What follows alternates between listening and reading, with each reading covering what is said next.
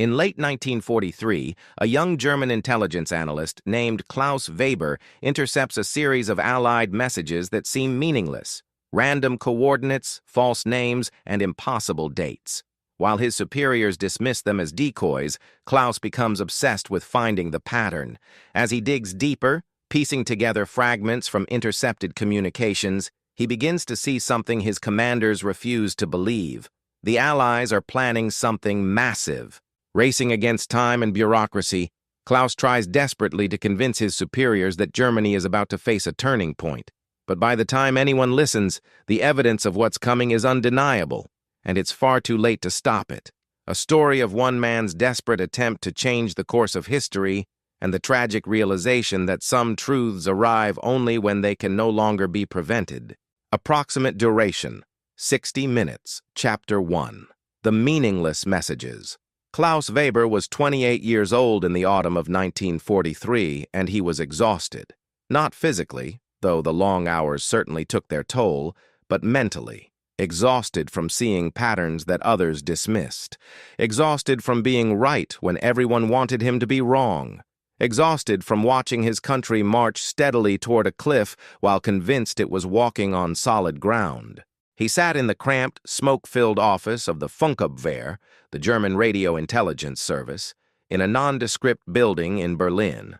Around him, a dozen other analysts hunched over their desks, headphones clamped to their ears, pencils scratching frantically as they transcribed intercepted Allied radio transmissions.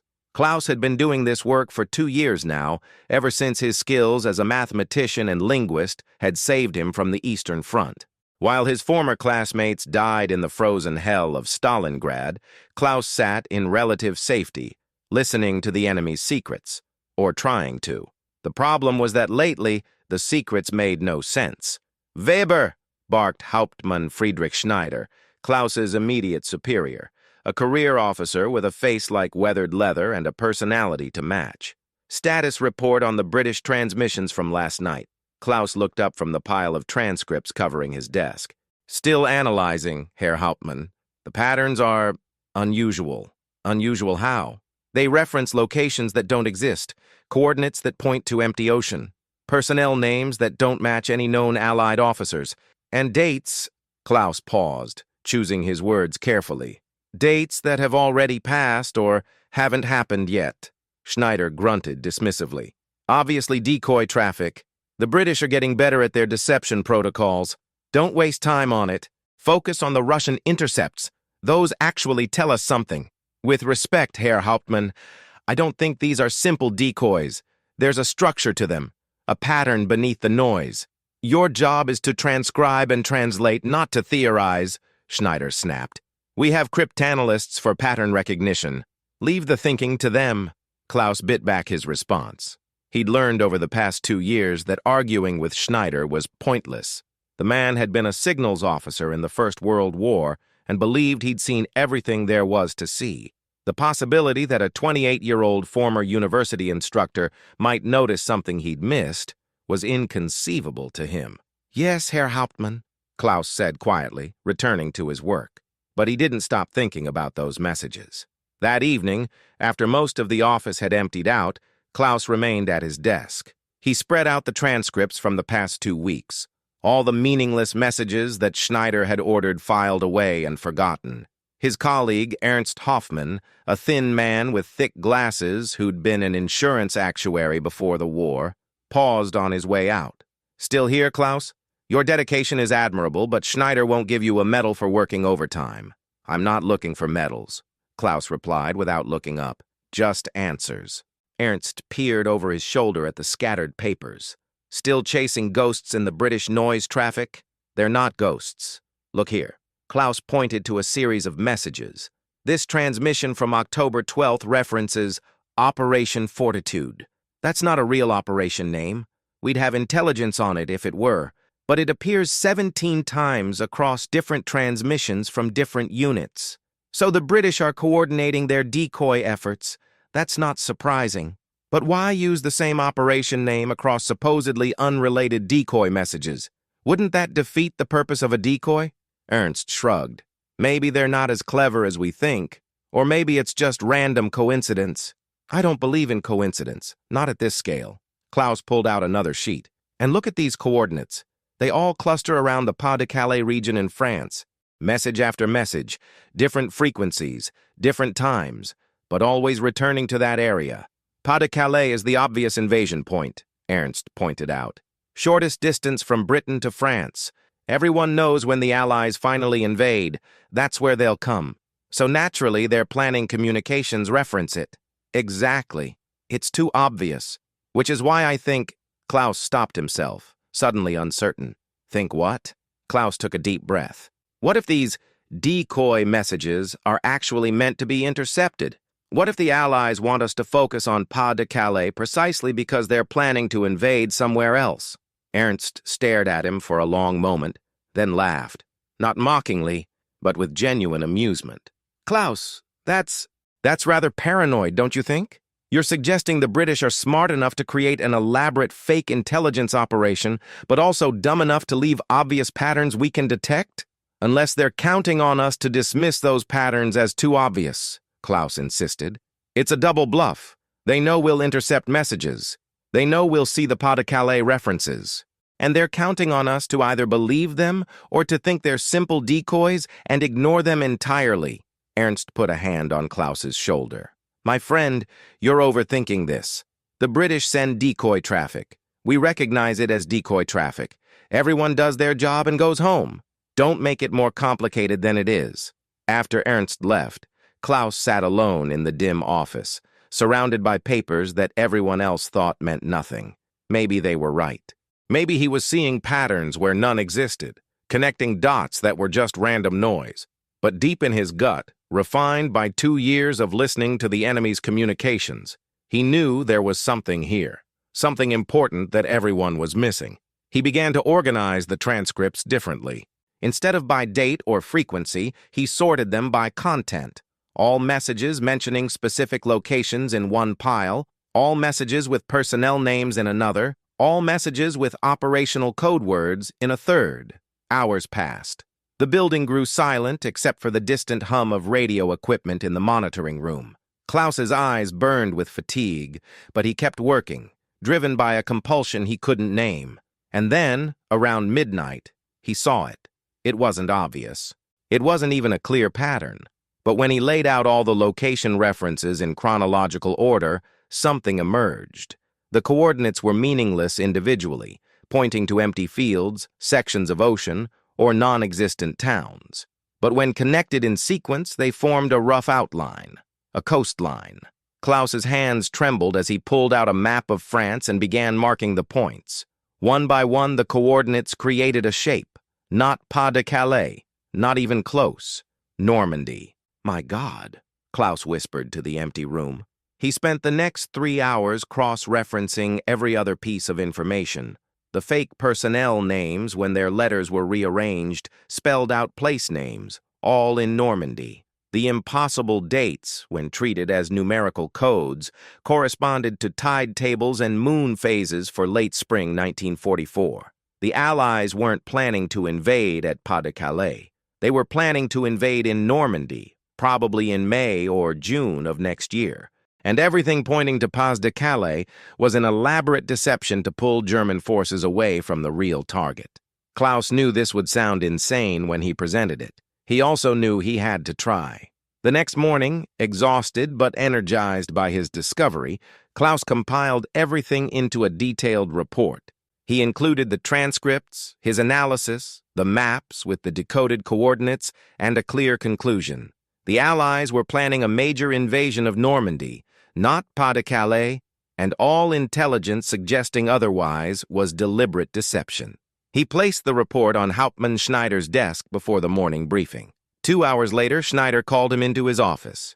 The report sat on the desk, and from the pristine condition of the pages, Klaus could tell it hadn't been thoroughly read. "Weber, what is this?" Schneider asked, his tone dangerous. "It's my analysis of the British transmissions, Herr Hauptmann. I believe I can read what you believe," Schneider interrupted. "You believe the entire intelligence apparatus of the Reich has been fooled by British radio deception. You believe you, a junior analyst with no field experience, have uncovered a massive enemy operation that our best minds have missed. Herr Hauptmann, if you just look at the evidence... Evidence? Schneider's voice rose. You've taken random noise, applied amateur cryptanalysis, and constructed a fantasy. This is embarrassing, Weber. Do you have any idea how many decoy operations the British run? How much meaningless traffic they broadcast specifically to waste our time? But the patterns... There are no patterns! Schneider slammed his hand on the desk. You found what you wanted to find. This is confirmation bias, not intelligence analysis. Klaus felt his face flush. I respectfully disagree, Herr Hauptmann. I think this warrants at least... What this warrants is a reminder of your place. Schneider cut him off. You are a transcriber and translator.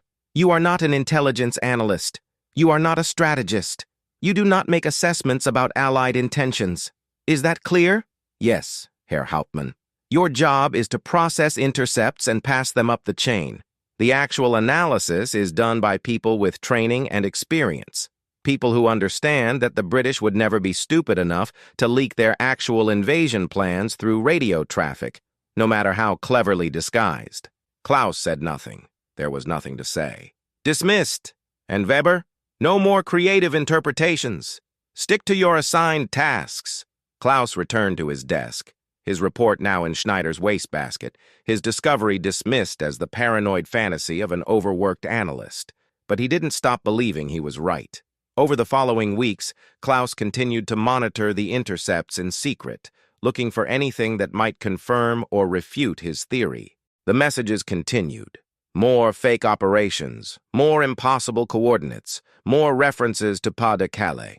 And underneath it all, if you looked closely enough, more quiet whispers pointing toward Normandy. He tried to share his findings with Ernst, who listened politely but remained unconvinced. Even if you're right, Ernst said, what can you do? Schneider won't listen, and you can't exactly go over his head. I could try to get this to someone in the Abwehr, Klaus suggested. Or maybe foreign armies west, someone who might take it seriously. You'd be court-martialed for breaking the chain of command, Ernst warned, and probably dismissed as a defeatist for suggesting we're being outsmarted. Klaus, I know you believe this, but you have to let it go. You've done your duty by reporting it. If you're right, someone else will figure it out eventually. But Klaus couldn't let it go, because he knew something Ernst didn't. By the time someone else figured it out, it would be too late. He began keeping a private journal, documenting every intercept that supported his theory. He refined his analysis, anticipating every objection and counter-argument. He built an airtight case that proved, beyond any reasonable doubt, that the Allies were planning to invade Normandy in mid-1944. And then, in January 1944, something happened that changed everything. A new officer arrived at the Funkabwehr, Oberstleutnant Hans Richter, a decorated veteran of North Africa who'd been wounded and reassigned to intelligence work. Unlike Schneider, Richter was young, sharp, and open to new ideas. At his first staff meeting, Richter reviewed the department's work and asked a simple question. Are we satisfied that we're extracting maximum value from Allied communications, or are we just going through the motions? It was the opening Klaus had been waiting for. After the meeting, he approached Richter with his journal. Herr Oberstleutnant, might I have a few minutes of your time? There's something I think you should see. Richter looked at the young analyst with curiosity. Of course, Weber. My office. 15 minutes. For the first time in months, Klaus felt a spark of hope. Maybe, just maybe, someone would finally listen. But as he walked back to his desk to gather his materials, he had no idea that his discovery was about to set in motion a chain of events that would end in tragedy. Not because he was wrong, but because he was right. Chapter 2. The Desperate Conviction.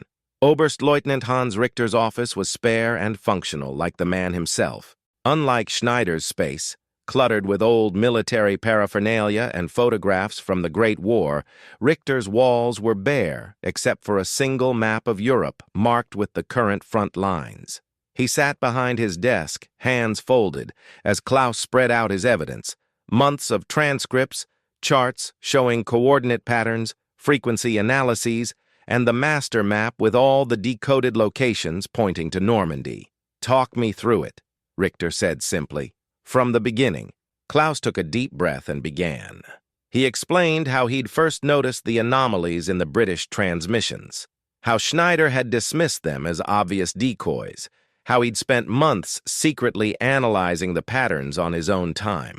Richter listened without interrupting, occasionally leaning forward to examine a particular document more closely. His expression was neutral, professional, neither dismissive nor encouraging. Klaus couldn't read him at all. When Klaus finally finished, laying out his conclusion about a Normandy invasion in late spring, the room fell silent. You understand how this sounds, Richter said finally. You're suggesting the entire German intelligence apparatus has been deceived, that the Allies are capable of an operation of this sophistication. I know it sounds arrogant, Herr Oberstleutnant, but the evidence is compelling, Richter interrupted, surprising Klaus. Circumstantial, yes. Based on assumptions about Allied intentions, certainly, but compelling nonetheless. Klaus felt his heart race. You believe me? I believe you found something worth investigating further, Richter corrected. That's not the same as believing your conclusion. But unlike Hauptmann Schneider, I'm not prepared to dismiss it out of hand. He stood and walked to the window, looking out over the gray Berlin skyline. I was in North Africa, Weber. I saw how the British fooled us before El Alamein. We thought Montgomery was going to attack in the south. Our entire defensive plan was built around that assumption, and then he hit us in the north, and we were completely unprepared. Richter turned back to Klaus. The British are masters of deception. That much I know from experience. So the question isn't whether they would attempt something like this. The question is whether they could pull it off at this scale. I think they can, Herr Oberstleutnant. I think they are. Richter returned to his desk and picked up Klaus's analysis. I'm going to do something irregular. I'm going to pass this up the chain to foreign armies west. Let them evaluate it with fresh eyes. Hauptmann Schneider will... Schneider works for me now, Richter said firmly. And I don't share his certainty about anything in this war. If there's even a 5% chance you're right, it's worth investigating. Over the next 2 weeks, Klaus's report made its way through the intelligence bureaucracy. He was called to present his findings to increasingly senior officers, each interview more grueling than the last. Most dismissed his analysis. The objections were always the same. The evidence was too thin, the theory too elaborate, the implications too disturbing to accept. How could the Allies maintain such a massive deception? How could so many people keep such a secret? Why would they risk their entire invasion plan on the hope that Germany would fall for it? But a few, like Richter, saw something worth pursuing. They ordered additional monitoring of the suspicious transmissions. They requested reconnaissance flights over Normandy to look for signs of preparation. They even suggested repositioning some defensive units just in case. And then everything stopped. In late February, Klaus was summoned to Schneider's office. Richter was there too, along with 2 officers Klaus didn't recognize, senior staff from OKW, the Wehrmacht High Command.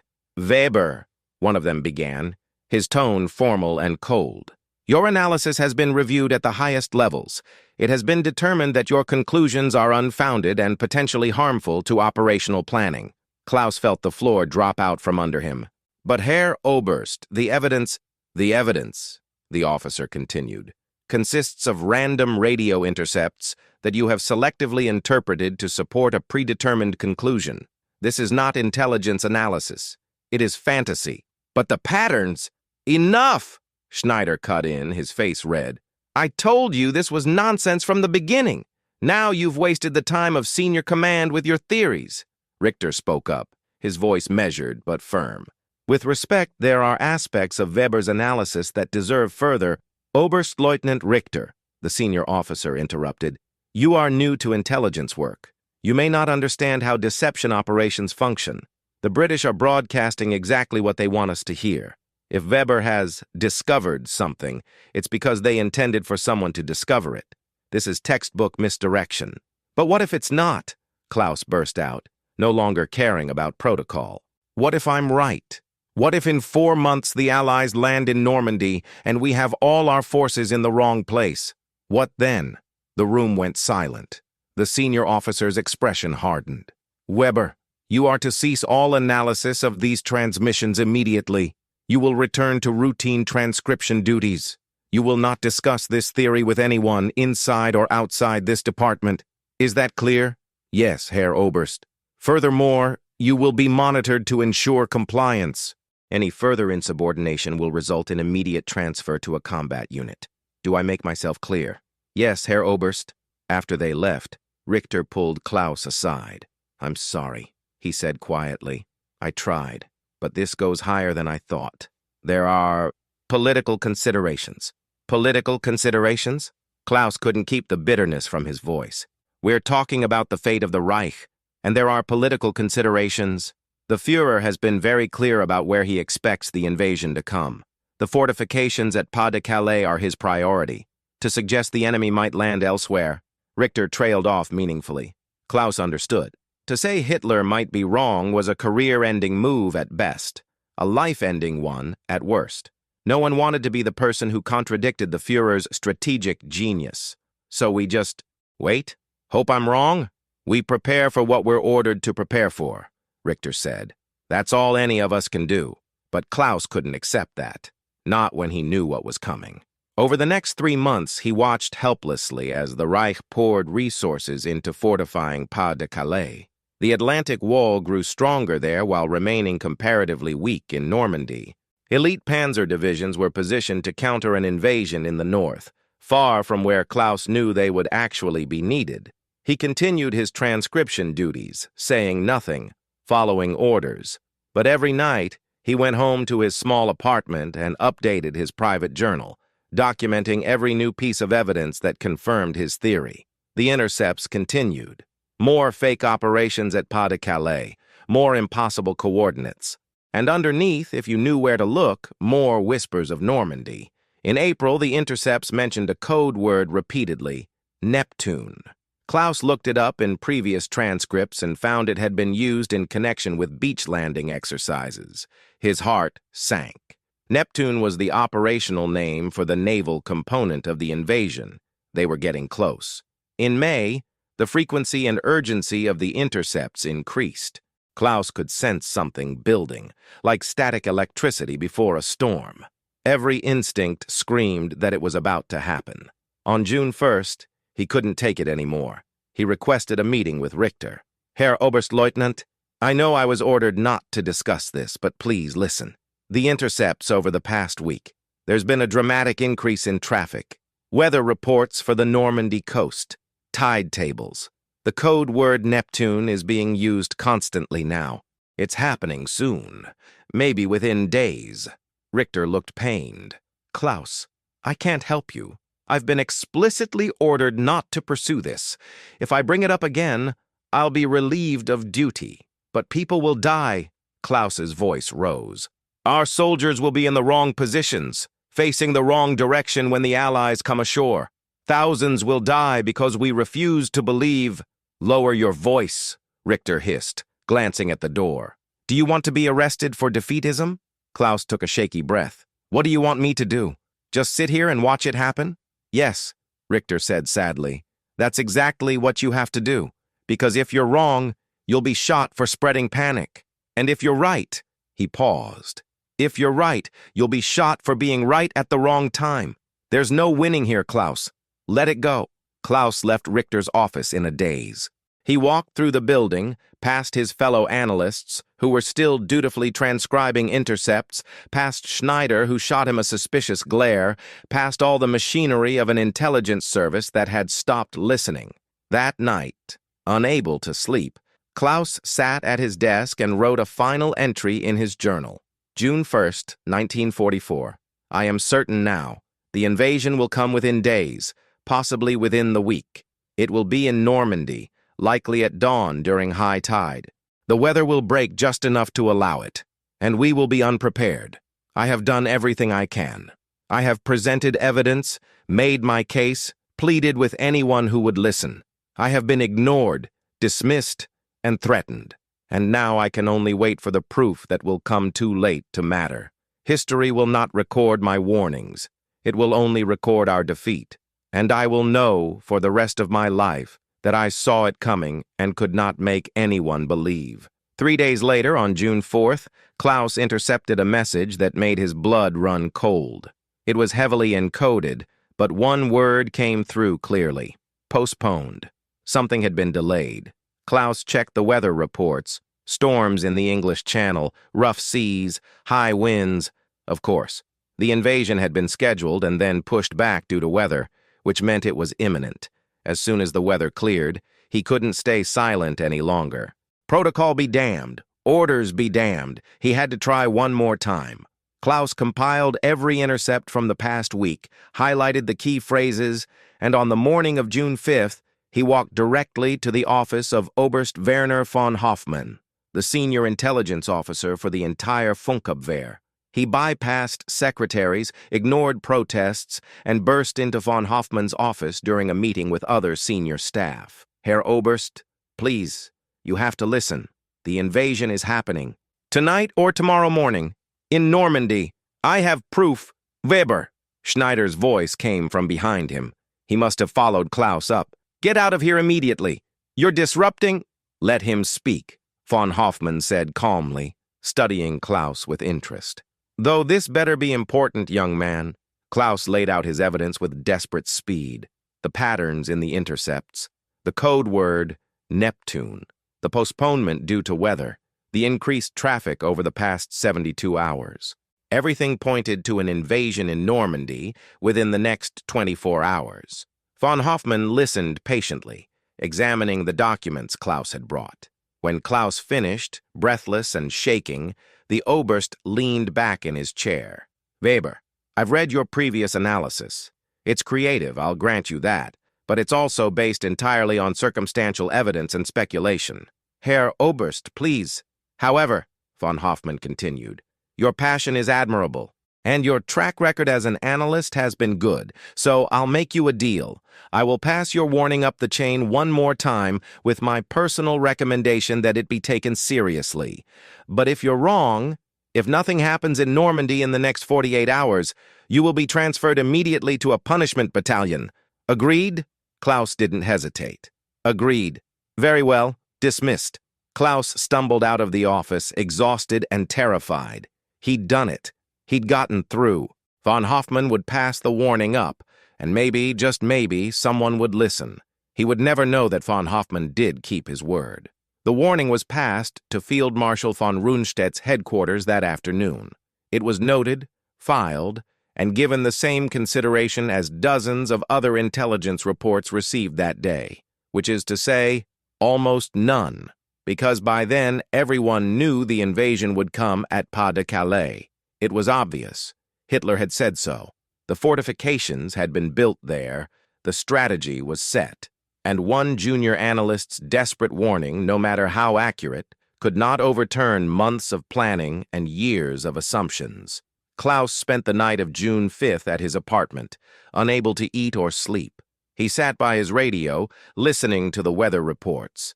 The storm was breaking. The winds were dying down. The channel would be crossable by dawn. It was happening. He thought about calling someone, doing something, anything. But there was nothing left to do. He had given his warning. Whether anyone acted on it was beyond his control now. As the clock ticked toward midnight, Klaus Weber, the analyst who had seen the truth too clearly and too soon, could only sit in the darkness and wait for dawn. Chapter 3. The Truth Arrives. Klaus didn't sleep at all that night. He sat in his small apartment, smoking cigarette after cigarette, listening to the BBC on his illegal radio, a device he kept hidden behind a loose brick in his wall, an offense that would get him arrested if discovered. The BBC broadcasts that night were cryptic, full of code phrases and literary references that meant nothing to the average listener. But Klaus, trained to hear patterns in noise, caught the urgency beneath the words. Something was happening. At 4 a.m. on June 6, 1944, Klaus made coffee with shaking hands. The sun hadn't risen yet, but he knew that across the English Channel, something unprecedented was about to occur. At 6:30 a.m., his phone rang. It was Richter. "Get to the office immediately," the Oberstleutnant said, his voice tight. "We have reports. Just get here now." Klaus ran the entire way, his heart pounding. The streets were still mostly empty, Berlin just beginning to wake. He burst into the Funkabwehr building and took the stairs 2 at a time to the operations room. The scene that greeted him was chaos. Analysts were shouting, phones were ringing constantly, and in the center of it all stood Schneider, his face ashen, holding a sheaf of papers with trembling hands. Richter saw Klaus and pulled him aside. "It's Normandy," he said quietly. "Massive airborne drop starting at 1:30 a.m. Naval bombardment at 5:30. Beach landings beginning now across 5 sectors. It's the largest amphibious invasion in history, and it's happening exactly where you said it would." Klaus felt no satisfaction, no vindication, only a crushing weight of sadness. "How bad is it? We don't know yet. Communications are disrupted. The 7th Army headquarters is scrambling. Our forces in Normandy were minimal. The panzers are all positioned for Pas-de-Calais." Richter's voice was hollow. "You were right, Klaus. God help us, you were right." The next hours were a blur. Reports flooded in from the front. American, British, and Canadian forces were coming ashore across a 50-mile stretch of Normandy coast.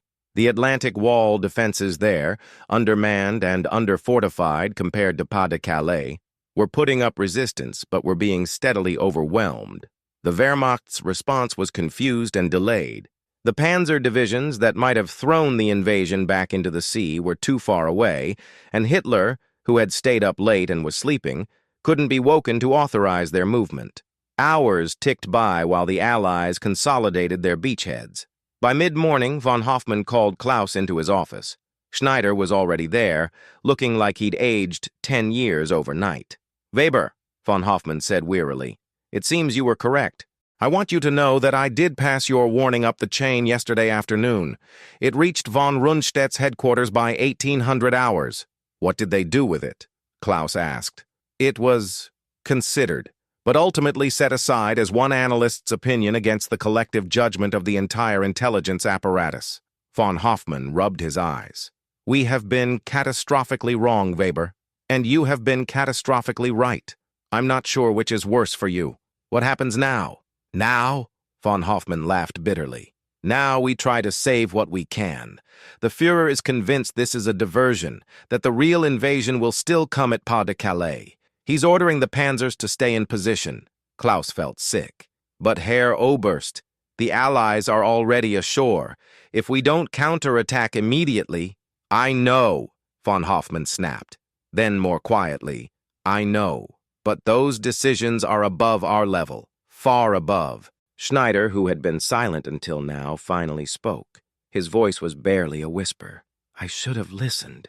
When you first brought this to me, I should have listened."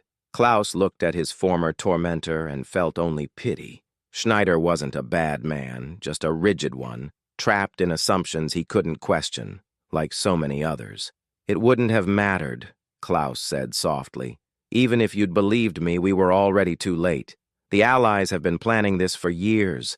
This deception operation, this is—" He paused, searching for words. "This is brilliant. They counted on us seeing exactly what we wanted to see, and we did." Over the following days, Klaus watched the disaster unfold. The Allies expanded their beachheads, pushed inland, began the liberation of France. The Wehrmacht fought fiercely, but they were fighting the wrong battle in the wrong place, and everyone knew it. The transcripts kept coming, more intercepted Allied communications. But now they were open, unencoded, almost mocking. The Allies no longer needed to hide their intentions. They had achieved total strategic surprise, and now they were winning through sheer force. 1 week after the invasion, Richter called Klaus into his office one final time. "I have orders," Richter said. "You're being transferred." Klaus's stomach dropped. "To a punishment battalion? For being right?" "No, to Field Marshal Rommel's headquarters in France. They want analysts who can think creatively, who aren't trapped in conventional wisdom. Apparently, your analysis has been circulated as an example of what we should have seen coming." "I don't want to go," Klaus said. "I don't want to be celebrated for a warning that no one heeded. It's not a request. You leave tomorrow." Richter stood and extended his hand. "For what it's worth, Klaus, I'm sorry. You tried to save us, and we didn't let you." Klaus shook his hand wordlessly. That night, Klaus sat in his apartment for the last time, his journal open in front of him. He read through months of entries. his growing certainty, his mounting frustration, his desperate attempts to be heard. He picked up his pen and wrote a final entry. June 13, 1944. The invasion has succeeded. The Allies are in France and nothing can stop them now. I was right about everything. The location, the timing, the deception operation. But being right means nothing when no one listens. I have learned a terrible truth. Sometimes the most dangerous thing is to see clearly when everyone around you is blind. The system cannot accept information that contradicts its assumptions, even when that information could save it. We are going to lose this war. I knew it before June 6th, but now everyone knows it. The only question is how long it will take and how many will die before the end comes. I'm being sent to France to analyze the enemy we failed to predict. Maybe I can help minimize the damage. But I know the truth. The war was lost not on the beaches of Normandy, but in the offices where my warnings were dismissed, in the minds of men who couldn't imagine being wrong. History will record June 6, 1944 as D-Day, the beginning of the end. But for me, it will always be the day the truth arrived too late to matter. Klaus closed the journal and placed it in his desk drawer. He would never see it again. Epilogue. The fiction. The story you've just heard is based on real events, but with a fictional narrator. Operation Overlord, the Allied invasion of Normandy, was indeed the largest amphibious invasion in history. The Allies did run an elaborate deception operation called Operation Fortitude, designed to convince Germany the invasion would come at Pas de Calais. And German intelligence was indeed fooled. They concentrated their forces at Pas de Calais, leaving Normandy comparatively undefended.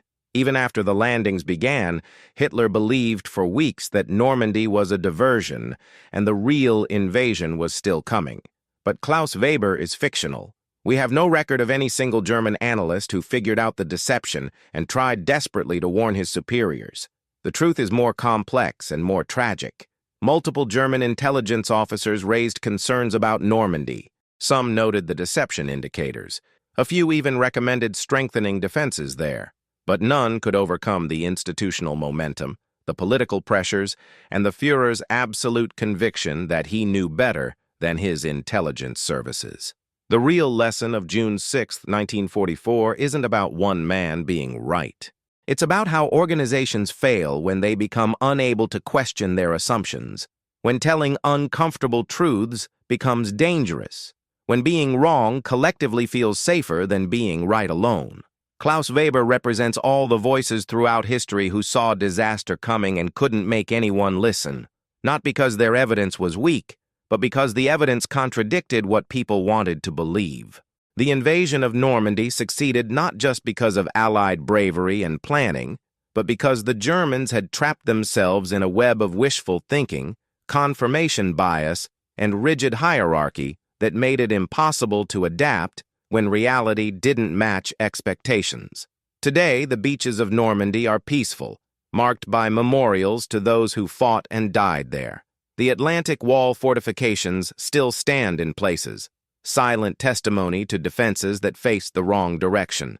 And somewhere in archives, perhaps, there are reports from analysts whose warnings were filed away and forgotten until it was too late. The question for us in any era is whether we have the courage to hear uncomfortable truths, to question our assumptions, and to listen to the voice that says we're wrong before disaster proves them right. Because sometimes the most important intelligence isn't what we want to hear. It's what we need to hear, even if it arrives too late to change the outcome.